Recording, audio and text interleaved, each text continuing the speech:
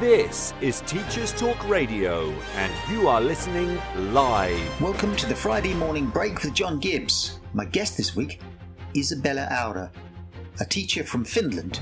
She's a researcher, a kindergarten teacher, and we are going to discuss the use in schools of stories, storyfication, games and game playing. Would you be willing to turn your school into Hogwarts, or Narnia, or Middle-earth? Let's find out about a school that tried exactly that. This is Teachers Talk Radio, and you are listening live.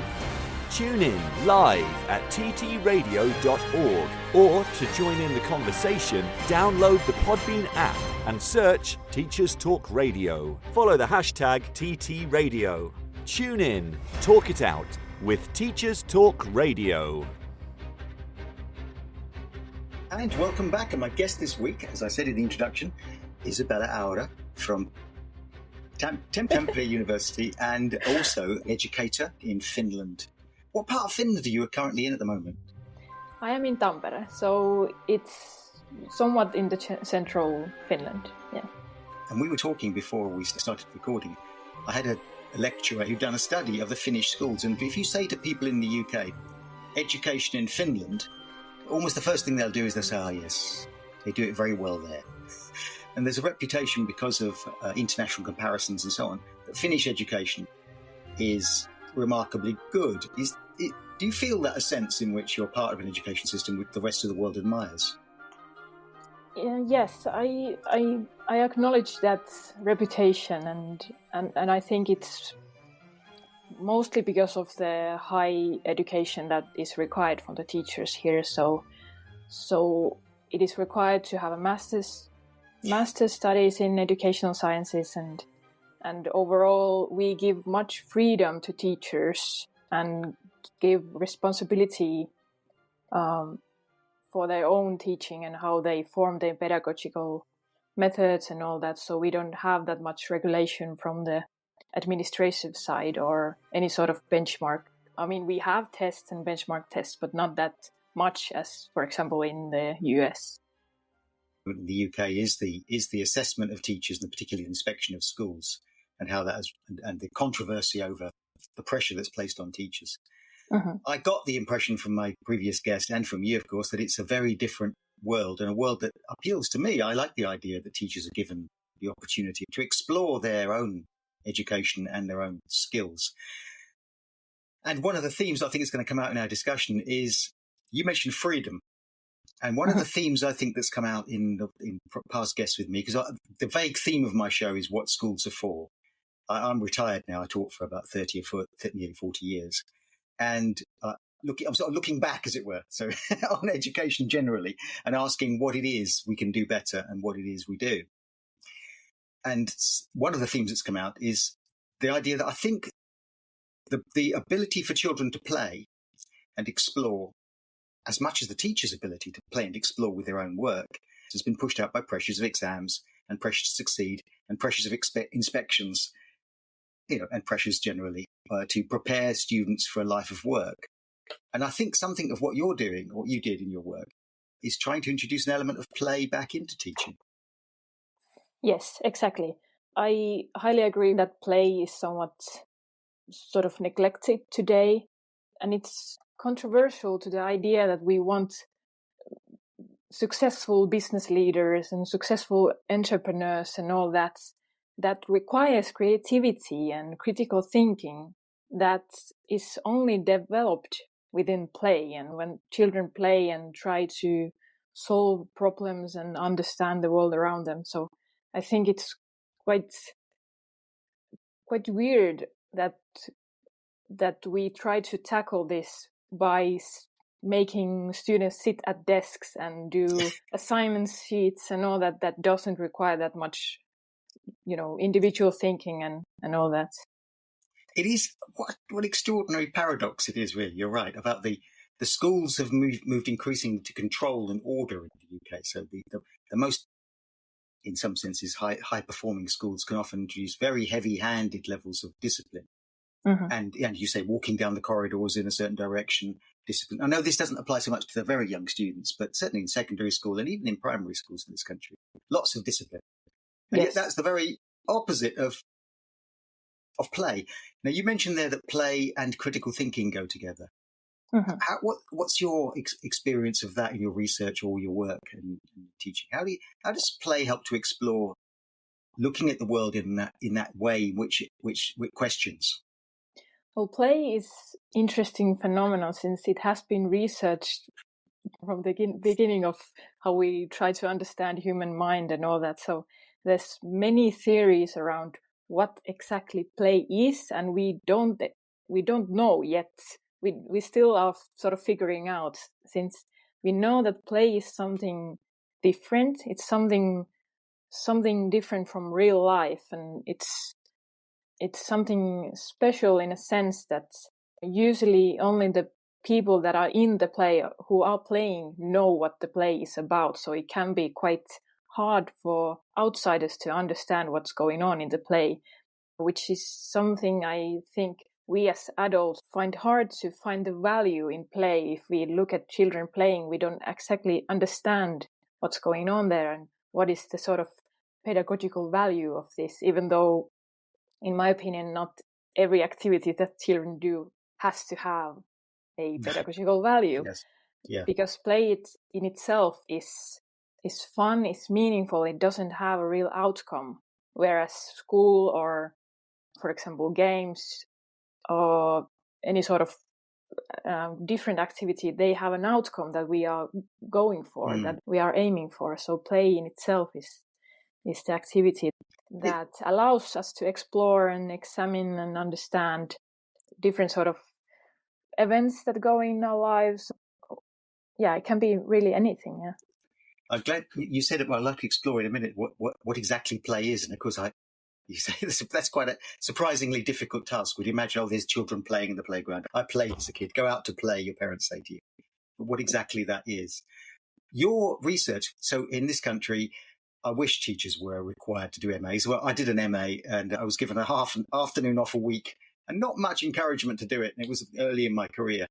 And that can be quite a trial, really, and not much reward for doing higher education. So what led you from the MA? Also, tell me about your PhD research. That'd be a better question. Yes, so I defended my dissertation a couple of weeks ago. And it started off with my studies in early childhood education. And I did my bachelor's and my master's thesis on children's gaming, since I'm a huge gamer myself. And I was interested in how digital games show in small kids' lives and social behavior, since that hasn't been investigated much, since it's quite new phenomenon also.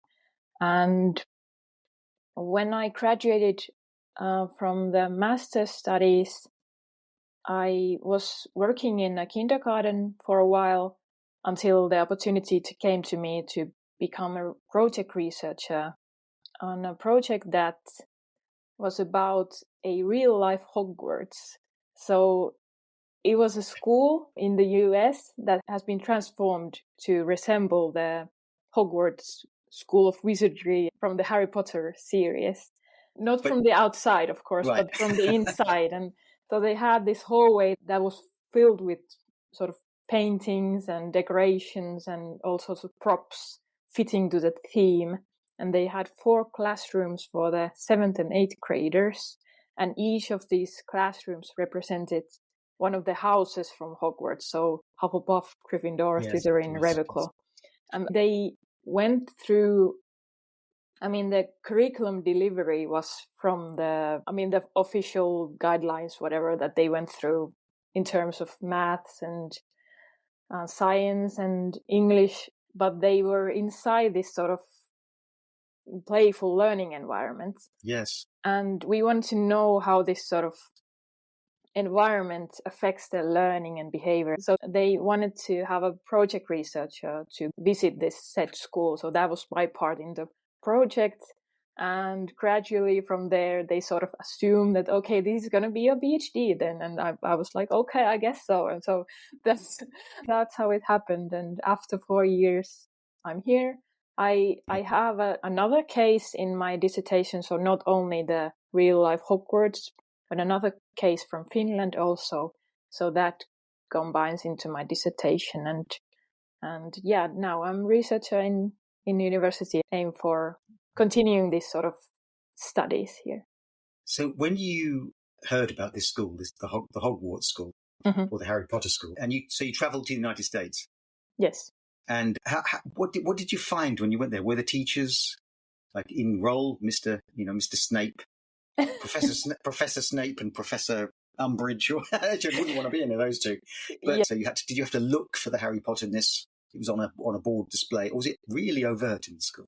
It's one of the things that we wanted to look at, like how immersed were the teachers and the students in this theme, and how exactly did it show in their daily lives. So we did find that some of the students did sort of imagine in their heads that, okay, I'm Hermione today, and I'm going to this class, I'm going to do my best and all that. So it was sort of in their mindsets, which brings us maybe back to the playful mindset of maybe figuring out that I'm someone else today.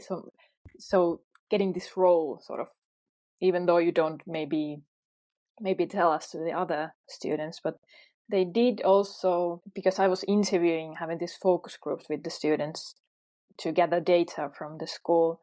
The students told me that at times they sort of referred to the teachers as Professor Snape, since the teacher was sort of in a bad mood today or something. So they sort of used the characters and the vocabulary from the stories and the theme.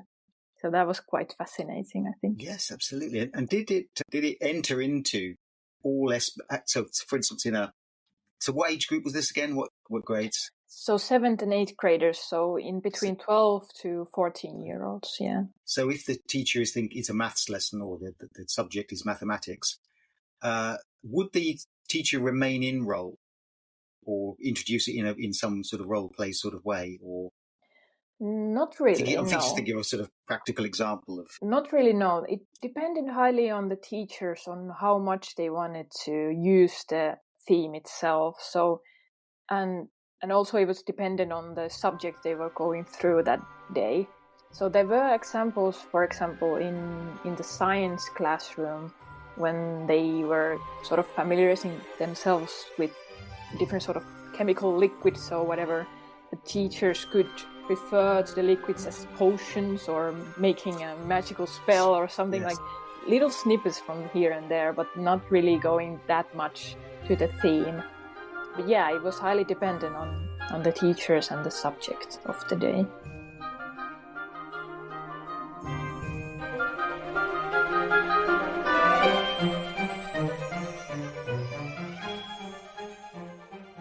This show is brought to you in partnership with John Catt Educational, publishing professional development books and resources to support great teaching and learning in schools around the world. Have you checked out their latest releases? Use the code JCTTR2324 for 20% off your order. Don't miss out. Visit johncattbookshop.com to explore their full range of titles and advance your own professional development today. Happy reading.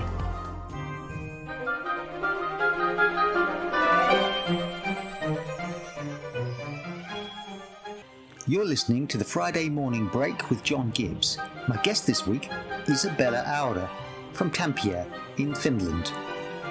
Isabella is a kindergarten teacher and researcher. We are discussing game playing and storytelling across the whole school.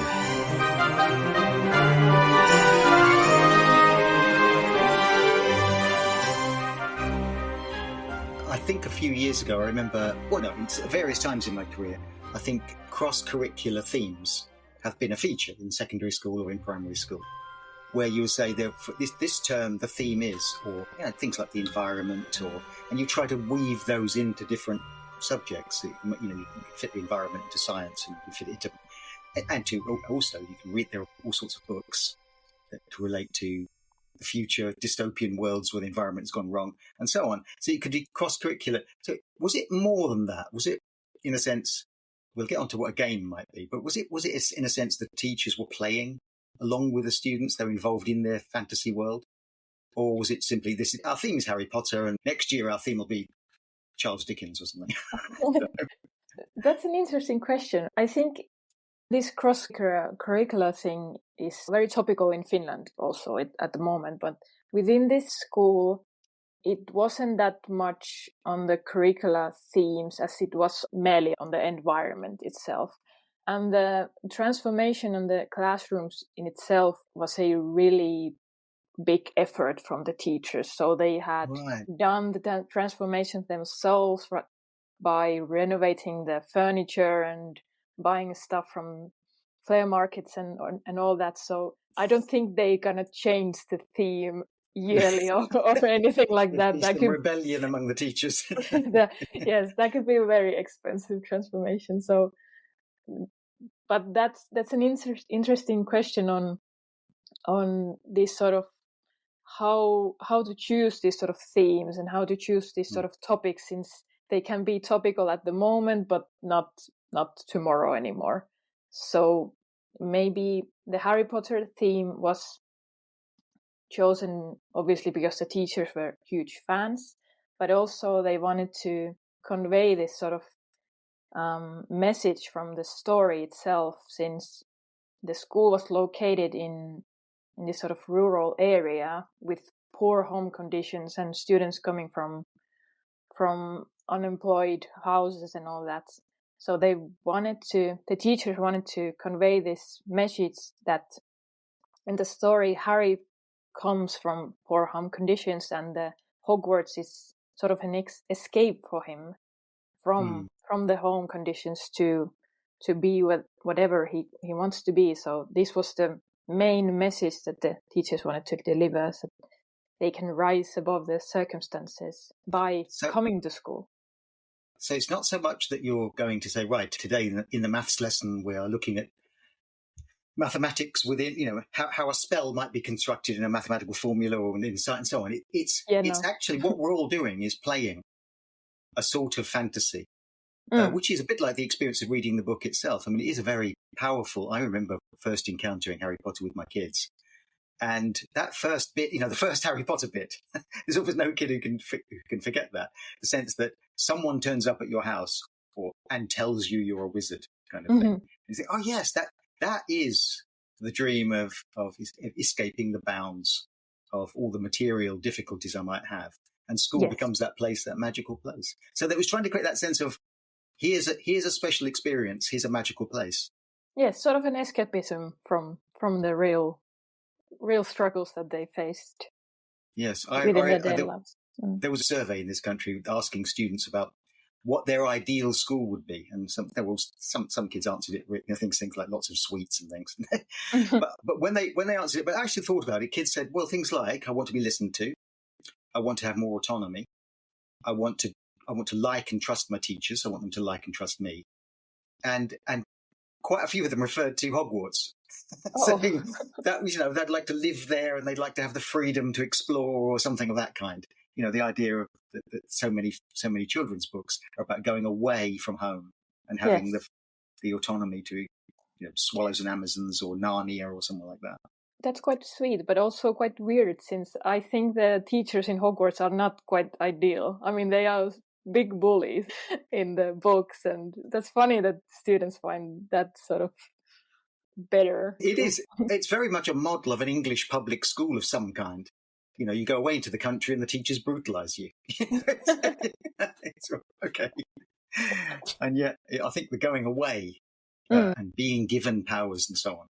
Yes, that was one of the themes that came up in the focus groups, this sort of sense of transportation, that they felt like, I mean, obviously it's individual how they experience the environment and the activities there, but it was a big topic among the students that they felt like they were inside the story somehow, that they sort of entered into the books if they wanted to, that in their mindsets. And as I said, this sort of escapism from other boring or some more serious stuff. That's interesting, that idea of entering into a world, a narrative and so on, because what little experience I have of game playing online, and my daughter is certainly a great game player, and the period of time that moved from quite unsophisticated presentations of imaginary worlds to very sophisticated presentations of imaginary worlds. Well, that must be the attraction when my daughter was quite small, she was only 6 or something like that. A game she would like to play was basically, it was a farm. And they potted around the farm, building and planting and building. This took ages and ages, and they'd say, oh, the crops are going to be developed. I've got some points and I've got to develop, and so on. Uh-huh. It was in entering into a fantasy world. So this generation, your generation, I suppose, now I can do this part. I'm not some old crusty. I can operate a computer. Lots of, in a sense, people have tended. The popular narrative has tended to be students are wasting their time, or young people should get out and in the fresh air. That's not the real world, and we should be rather concerned about entry into imaginary environments. Is there a concern that games aren't the real world and that there is too much fantasy? Too much imaginary. That's not, I didn't like to say it as I said it, really. Too much imaginary, too much fantasy, and too much playing in kids' lives. I don't think that's a serious problem that we are facing. There's this sort of repetition in our history of culture, and this sort of moral panic that we have over kids that repeats itself. For example, when the radio came, parents were concerned that the kids listen to the radio too much, and then there was television, and now there's games, so it repeats itself. I know that there's some real concerns, for example, like excessive playing when sort of the other life is suffering from it in terms of physical activity and all that. But entering into different realities and different narratives, I don't see much concerns about that, since it's powerful tool to learn things and understand things and seeing other people's perspectives, learning empathy, creativity, as we already talked about.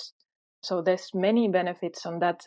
But I'm not expert on games per se or game education, but I can say that there's responsibility from parents to see what sort of games they play. As you told me that you were knowledgeable about what your daughter was playing, so you were aware that it wasn't killing zombies, so that it's sort of age appropriate, let's say that. So that's important to know the quality and who are they playing with and sort of that kind of aspects. Yeah. That was a big thing when I was a kid. Okay. Don't watch that. My dad used to say, well, that's American television. Don't watch too much of that. Cowboys and such like. I think he was worried. I don't know what he was worried about. He was worried about some sort of, it wasn't connecting with the life I was going to lead, or it was just American. I don't know. And still you became a normal person. So even though I ran out into the street firing off 6 guns and such, it didn't end up badly. Another theme that comes up when you talk about this is the difference between listening to an audio book and listening to and reading a book, or playing on a computer, which enters you into a fantasy world, or going into the street with your friends and concocting a fantasy world. And people say, well, this is what we should be worried about, is it being done for you kind of quality. There's a mental effort to read a book, which is less so when you listen to a book. I don't agree with that at all, actually. And there's a mental effort that's made in fantasy, as opposed to it's constructed by very clever people in Silicon Valley somewhere. I mean, is that a possibility that students will lose their ability to initiate and create? Yes, I understand the concern, and there's point in that it hinders the educational value of, for example, learning to read and such. In my research, the idea of entering into the story, it tries to capture all these sort of different aspects of, for example, a story. So within this school that I was studying, they were both reading the books, the Harry Potter books, they were listening to them, they were doing assignments around the characters and plot development and all that. So it sort of combines these different views and different aspects to learn from the story, which I think is quite obviously ambitious, that it requires some sort of resources from the school system and from the teachers. But it's a way of tackling this sort of placing things against each other, having this sort of versus thinking. I don't know whether it's sort of meaningful to have these conversations on which one is better if you do them both. Yes, and I'm sure it's part of a generalized, the world is changing and it's not the way we remember it, which is always a sort of concern. When I was at school, we didn't do this, or when I was at school, we did do this. And we tend to place all sorts of values on the way, particularly children behave and act, and good play and bad play, and good games and good books. I mean, I was thinking of Harry Potter. In some states in the United States, Harry Potter is frowned upon because of its magic. Its apparent well, some sort of Satanism. Yeah, but that clearly, the school where you were, where was this school, by the way? It was in Alabama, so very deep south. That's pretty conservative zone. So there was some concerns coming from parents around this book, but when they saw the value that, or the change that happened within the students and within the school itself, they sort of were okay with it. So they sort of had these pros and cons, and okay, maybe this bit of wizardry is okay. What did you see in terms of the value and added value that it gave to the school? Were you won over by it as well? Did you think this is a thing we can learn from? I think it has huge potential. There was so many benefits in terms of the school behavior and social behavior, since the kids told me it was easier to make friends since they had this shared interest and experience of the school, and it was shown in decreased misconduct, and they didn't have detentions anymore since students saw the effort that the teachers made to the environment, so they didn't want to mess up with it. Yes, so that was obviously beneficial for teachers too, but we need to consider that there's some level of novelty effect here, since that was a quite new transformation within the school, and if the students sort of get bored with it or get used to it, they might behave otherwise. But they told me that they were very proud of the school, and people like me going there from across the globe, the students told me that it's sort of, they felt very proud of the school, so they wanted to take care of it and keep up the reputation of the school. So they sort of bought into, or they were participating in a joint enterprise which they all thought was valuable and to be admired and unusual. And as you say, you might go back there. Have you thought of going back there and seeing, how's it going after 5 years or whatever? Sure, that would be interesting. I don't know if they want me there anymore, but yes, no. As you say, whether the Harry Potter has worn a bit thin, or whether, because schools infinitely renew themselves. The students we're finding a novelty at the moment are gone and graduated out of the school and will grow up, and new ones will come in. Yes, so within this school, I think there was other classrooms also that had different themes, but we were concentrating on the Harry Potter theme, or the Harry Potter hallway, since that was the most immersing one. There were themes of Disney or Star Wars, but they weren't that much in detail. But it was interesting in a way that, for example, the 5th and 6th graders were very, very much looking forward to moving on to 7th and 8th grade, so they get to go to Hogwarts. So that was only a part of their lives, and after that they obviously go to high school and all that. So it's sort of a short time period within their lives. But talking also with the graduates of the school, they were telling me that they very much missed the school, and they felt that it was a very impactful time of their lives. Wonderful. Before we get into Storyfication, you mentioned another school. Was it a school in Finland that used a similar approach, or? Yes, exactly. I mean, actually, it's not a school per se. It's a company that provides this sort of educational products to schools. So it's a purchasable thing for schools and municipalities, but it's highly popular in Finland. So within that product, the students actually go outside of the school, and this sort of separate environment that simulates a society for the students. So they get to role play adults for one day. So they get to pay taxes and do work and all that stuff. And that's, as you say, that's quite popular in Finland. And yes, almost all of the 6th graders take part in it. So. And I can remember lots of people will say, look back at their school days and they say, what do you remember? It was sobering for teachers to ask a student, what do you remember of school? And of course, the things that often they remember are those moments where the boundaries are broken a bit. You went on the trip up into the woods and the mountains, you climbed things, went down potholes and so on. And there was an element of adventure. So we had to overcome this. So we had to jump in the lake or whatever. And that sense of overcoming problems, that's the narrative arc, isn't it? You know, there you are. You didn't want to do this. You've got to go on this journey and eventually you'll arrive back safe and sound. And that's almost the perfect story. There's very much potential on this sort of visceral memory that these sort of experiences give us. So going somewhere else and experiencing things in a physical environment. I know there's many sort of digital experiences nowadays provided for schools if they don't get to have this sort of museum visits or whatever. But there's very much value on going somewhere and having these sort of tangible elements and objects you can grab and you can sense stuff. So there's so much things that you can't really do in digital environments yet, at least.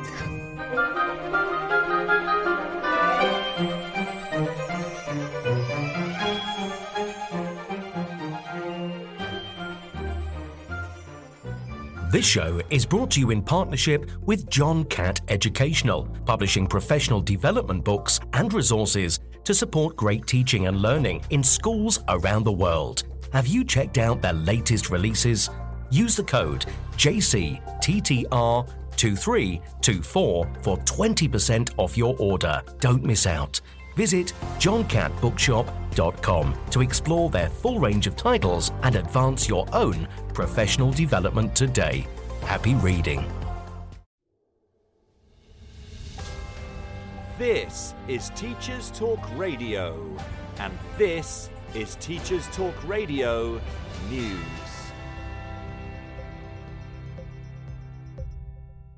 This week in the news.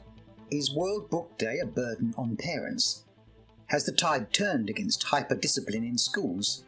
Is Scotland going to be excluding more students? Should we be talking up the benefits of going to school at a school that is turning the clock back on mobile phones? World Book Day on March the 7th has become a fixture in the school calendar, where pupils are encouraged to come to school dressed as their favourite characters, or bring books to donate or tell their friends about.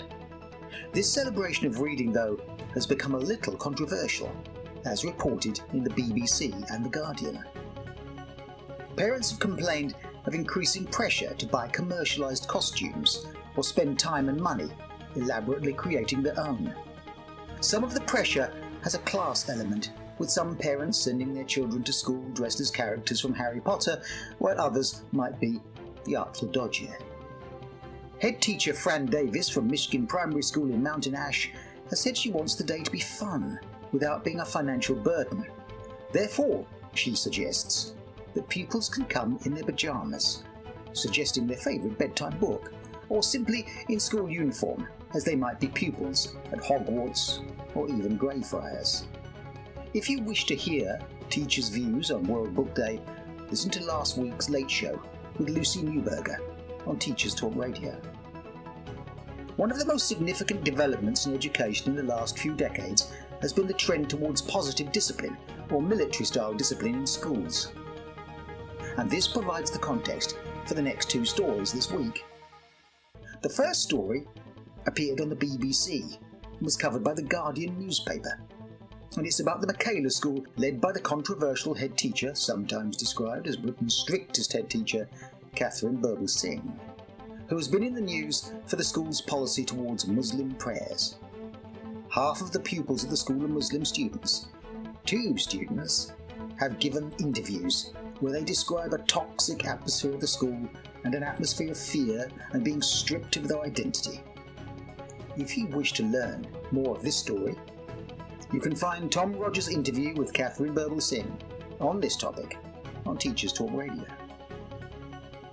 The increasing prevalence of Tiger-style teaching, strict discipline methods, zero tolerance, and first-time, every-time expectations of students across British schools was highlighted when a parent at Boston Spa Academy complained her autistic son found school intolerable, as over a period of only a few days he acquired 56 negative comments and several days in isolation. Boston Spa Academy schools have appeared frequently in Education Uncovered and other news outlets for their strict approach involving lining up for inspections and an expectation that rules will be obeyed instantly and at all times. Not for the first time, teachers' unions have described these policies as inhumane.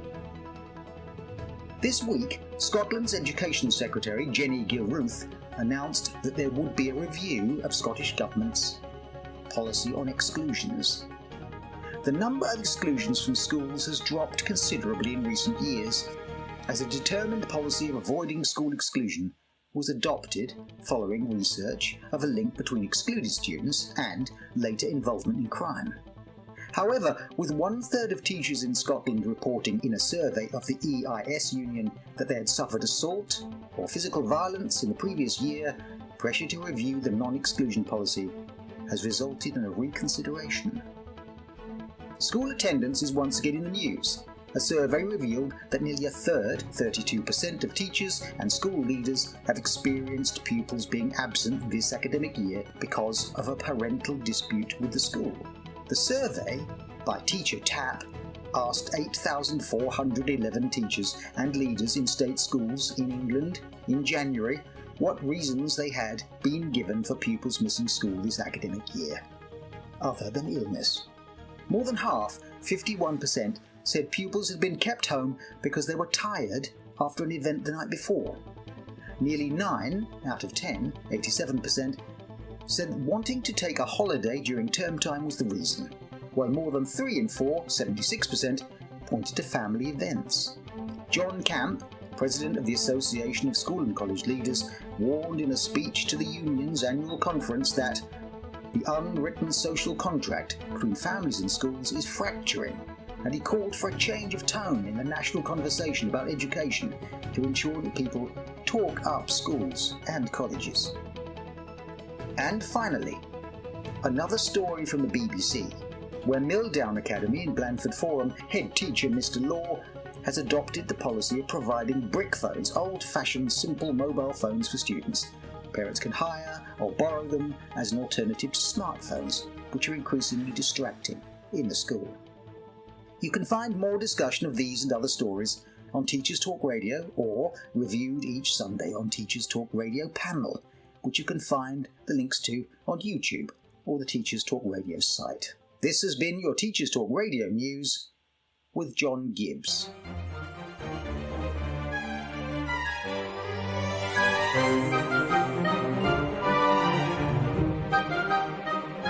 You're listening to the Friday Morning Break with John Gibbs. My guest this week, Isabella Aura from Tampere in Finland. Isabella is a kindergarten teacher and researcher. We are discussing game playing and storytelling across the whole school.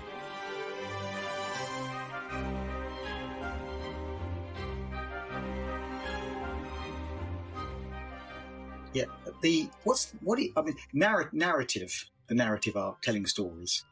Reading time was one of my favourites when I was in primary school. They would say, it's a Friday afternoon and we're going to get the book. And whatever the book was, the teacher would all put their heads down and listen.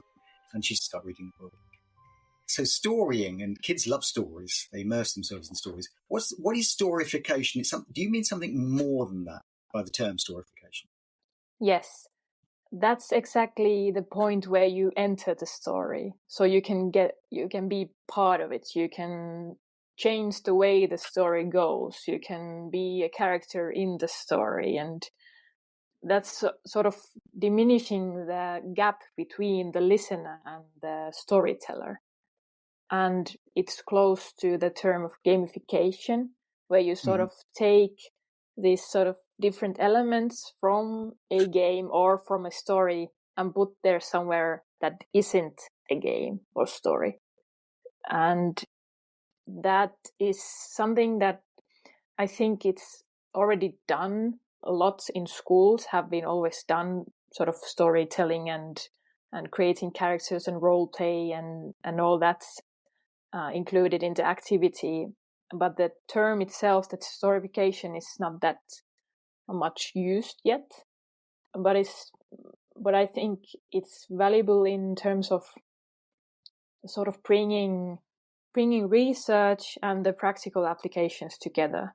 Since for example, in my research, it was quite hard to find these sort of experiences that are done in schools, since we don't have a word for it. We have all sorts of narrative-centered environments or story-based learning and all that, but it's sort of all over the place. So that's why I wanted to use this storyfication term, so that it would become as utilized as gamification is nowadays. What is the difference between storyfication? What do you mean by the term gamification? So gamification is, in a simplest way, you make a non-game a gameful experience. So, for example, I don't know if you have those in UK, but different sort of bonus systems that shops use. I'm sure you have those. So that's sort of simple gamification of, if you buy more products, you get points and you sort of level up and you are a prime customer, and then you get more discounts. So that's sort of simple gamification of, since we understand points, levels, badges, achievement, what is progress bars, that are sort of game elements. And we take those elements and put them somewhere else that isn't a game. So, for example, applications of banks or shops or activity trackers or whatever. So that's sort of simple gamification. But by gamification, we can also mean this sort of wider change in the society and culture in which we try to sort of get away from boredom and get away from seriousness. So we try to be more gameful and playful in mandatory tasks like washing the dishes or paying taxes. So we try to make those fun and more interesting for us. So that's also something that is called gamification today. I'm thinking of the scene from Mary Poppins. Yes. Where she gets them to tidy the room. Yes. That's actually one of the examples that I use in my lectures. A task isn't... There's an element of fun.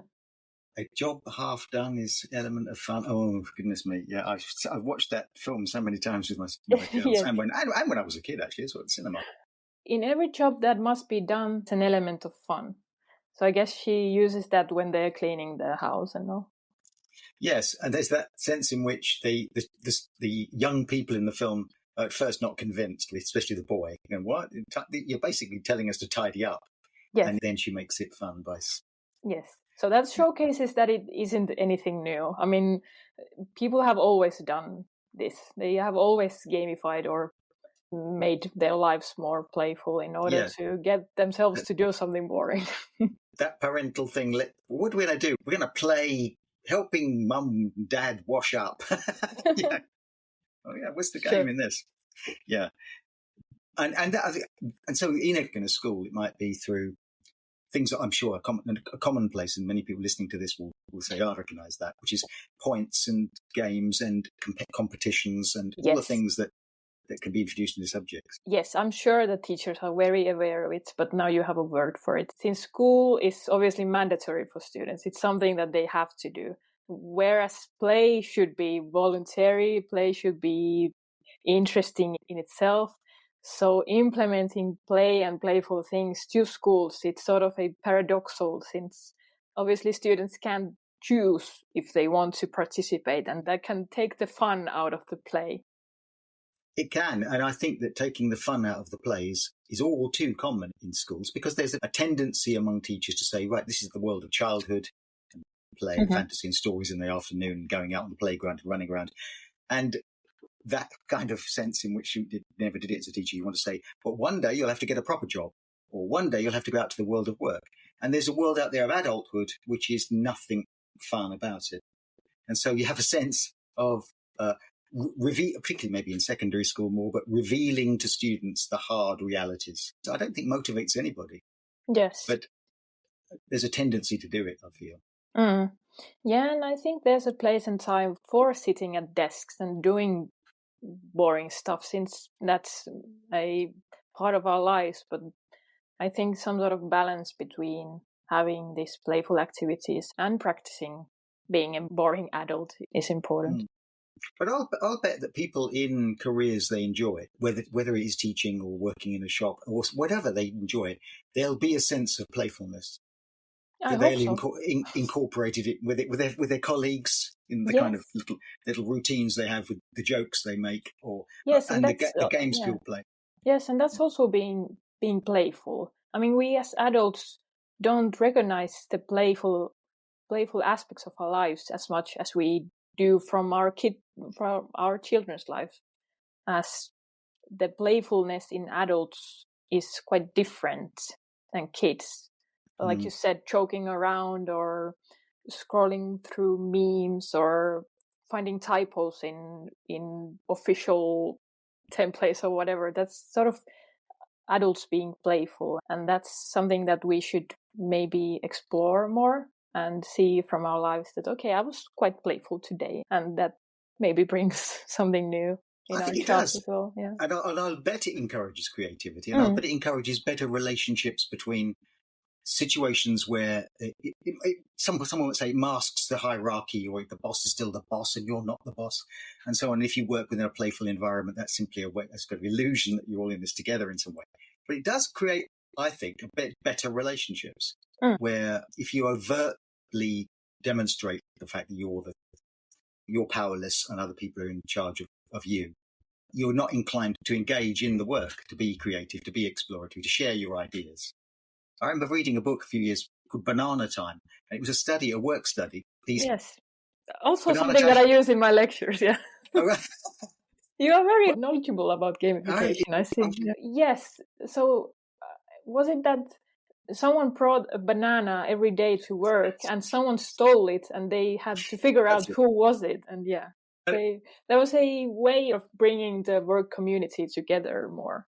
And they would hide the banana, and then there's someone else in the end. And the guy with the banana would sort of enter into the game. Oh, where's it going? And they put it places where they could deliberately take it away. Yes, that's a part of it. I mean, a way of gamifying work conditions. And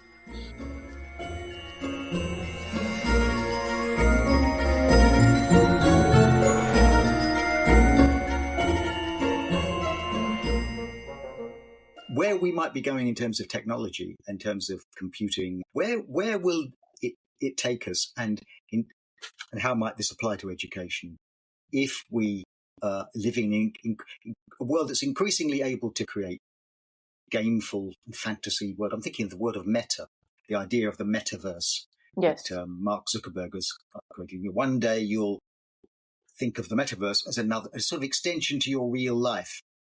Yes. It would already exist in some ways, but do you see that as some sort of future in that direction? That is a big topic in our research group of gamification group that is called the whole metaverse and creating extended realities and sort of producing this digital version of yourself. There's lots of things to research there and see the potential of where it takes us. But at the same time, my research tries to prove that there's potential and value in physical face-to-face interaction. So this is an interesting position here to be within this sort of huge transformation in our reality, whereas I sort of try to go back a bit. But I hope at least that in the future we have some sort of balance between these things, since we know that humans crave for this physical interaction and social communities and being part of something that I don't know if we can fully facilitate in digital realms. So I'm imagining groups of your colleagues sort of staring at screens doing this, and you're saying, let's do this. Yeah, no, I see the value in both. Let's say that. And as you say, it's a very ancient thing to enter into a game. If you watch children play, often they set things up. So they'll say, we're on an island, or this, where they're using dolls, or they're using little soldiers or teddy bears, or beyond that, when they're always in the street. I can remember going on adventures with my friends where you'd turn just a bit of old scrubby woodland into the Amazonian jungle and climb trees and build a fort, and the fort had to be defended and so on. That form of gaming or fantasy must be so natural to children. Mm-hmm. But what worries me in a sense is that, as drawing is so natural to children. Singing is natural to children. Kids listening to singing. But by the time you get to about 13 or 14, students start to tell you they can't draw and they can't sing, and that gaming is a bit silly or something, or fantasy games, and they want to do something else. And so it's almost as if we don't. You said we all do play, but we tend to. Something about our society discourages children to carry on playing. Yeah, I agree, and that's one of the reasons why I wanted to do this sort of research, to encourage play and playing, since it's sort of discouraged within the school systems and within our lives. But I think teachers also sort of need these reminders of the importance and value of play. And it's true that it changes the form when we grow up, that it doesn't have to be the same way that we played as children. But there's different forms of play and playing.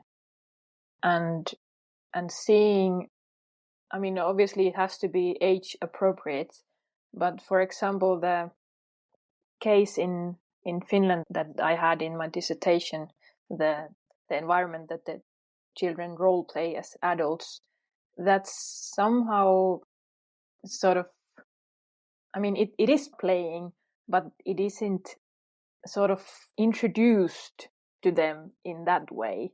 It's sort of hidden within the tasks that they have to do, and the role is sort of, it's easy for them to go into the role whether they don't even realize it.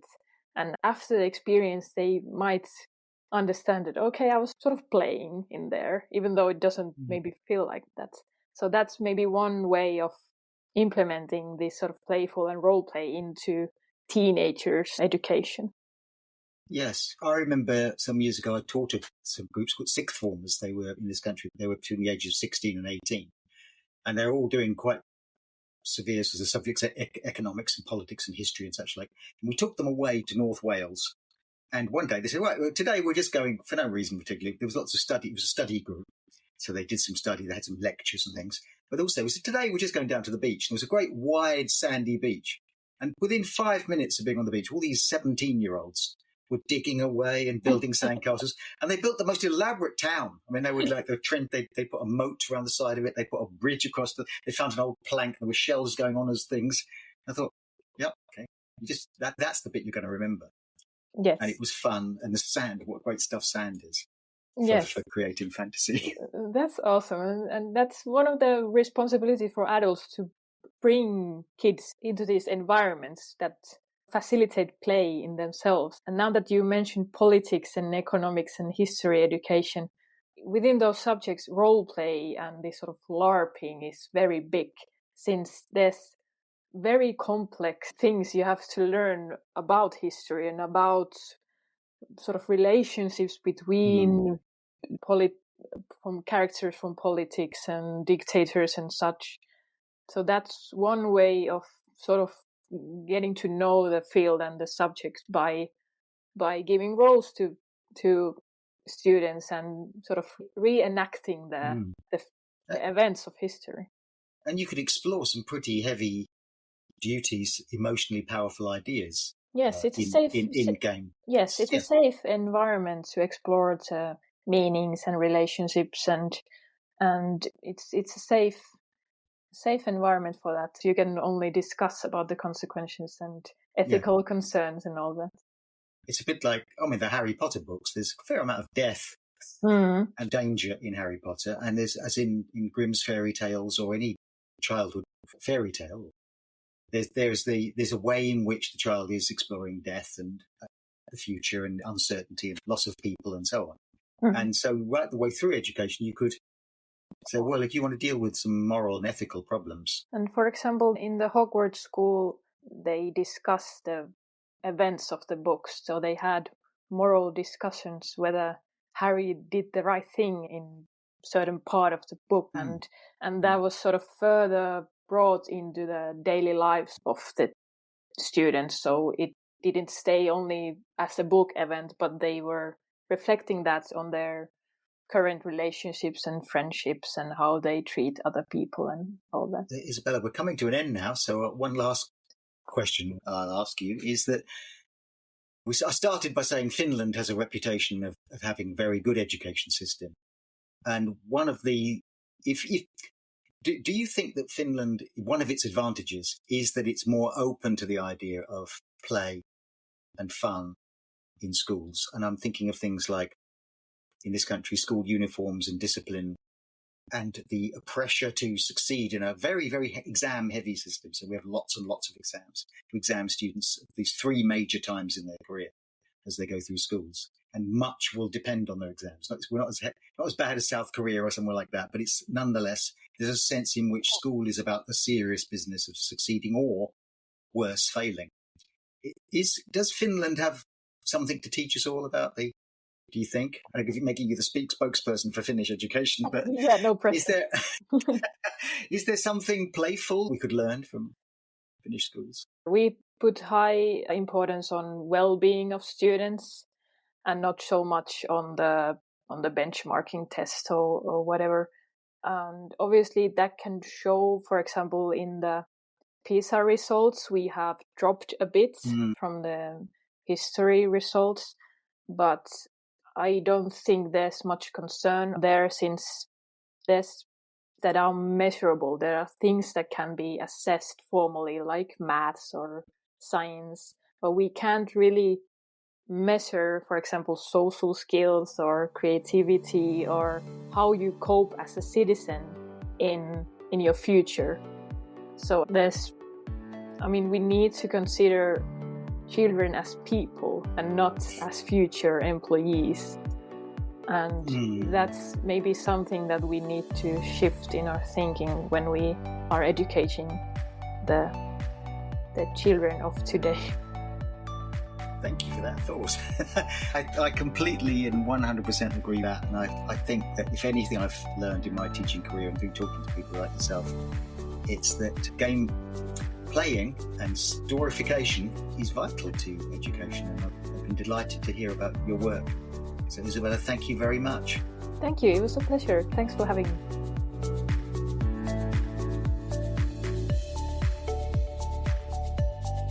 And that brings to an end this episode of the Friday Morning Break with John Gibbs, as I continue to explore, after a career in education, what schools are for. My guest this week was teacher and educator and researcher Isabella Alder, who teaches in Tampere in Finland. I hope you enjoyed our discussion of the importance of play, fun, games, and storyfication, embedding stories right across the school. Well, of course, I guess we embed stories right across our society, for good and ill. But certainly in school, reclaiming a sense of fun and binding students together through a communal enterprise. Well, I guess that is something of what schools are for. If you've enjoyed this discussion and you'd like to listen to it again, you can find it on Spotify or the Teachers Talk Radio website. You can join me again in 2 weeks' time. Thank you for listening.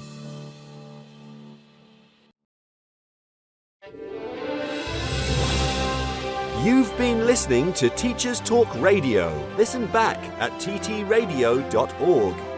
We look forward to hearing from you next time on Teachers Talk Radio.